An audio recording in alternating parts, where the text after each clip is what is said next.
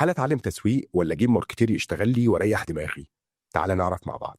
الموضوع ده دايما عليه خناقات كتيره جدا، بس اي صاحب بيزنس لازم يبقى عارف الاجابه بتاعته كويس قبل ما يضيع فلوسه. لو انت صاحب مشروع او بتبدا براند شخصي، اكيد سالت نفسك السؤال ده: اقعد اتعلم ماركتينج واتعب نفسي ولا اوفر وقتي واشغل حد فاهم؟ بس خلينا اسالك سؤال تاني: تقدر تروح تشتري عربيه من غير ما تبقى فاهم في العربيات عموما؟ حتى لو جبت ميكانيكي معاك وانت بتشتري، على الاقل لازم تبقى فاهم الاساسيات عشان محدش يضحك عليك. نفس الفكره بالظبط في التسويق، مش لازم تبقى ماركتير محترف، بس مستحيل تنجح في اي بيزنس وانت مش فاهم ماركتينج. لو عاوز تعرف ليه، تعال اقول لك الموضوع ده في 3 نقط. واحد: الماركتينج هو صوت مشروعك، لو مش فاهم ازاي توصل للناس فكأنك بتقدم في ملطة. اتنين: اي ماركتير مهما كان شاطر ومحترف مش هيعرف يعبر عن شغفك او رسالتك او منتجك زي ما انت هتعرف تعبر. تلاتة: لو مش فاهم الاساسيات مش هتعرف تقيم ولا تحاسب الناس اللي ماسكين لك الماركتينج وتعرف يا ترى هل اللي هم بيعملوه ده صح ولا غلط، هل هم ماشيين في التراك ولا في تخريف بيحصل. طيب ايه اللي المفروض انت تعمله كصاحب بيزنس او براند شخصي؟ واحد: تفهم جمهورك كويس. اتنين: تكتب رسالة تسويقية قوية توصل الفاليو اللي عندك. تلاتة: تعرف ايه هو الفانل. أربعة: تبقى عارف ازاي تفرق ما بين الاعلانات اللي بتشتغل والاعلانات اللي بتاكل فلوس وخلاص من غير اي نتيجة. خمسة: تقدر تبني خطة تسويقية بسيطة تشتغل عليها حتى لو بعد كده هتجيب ماركتير يشتغل معاك. حسب دراسة من فوربس بتقول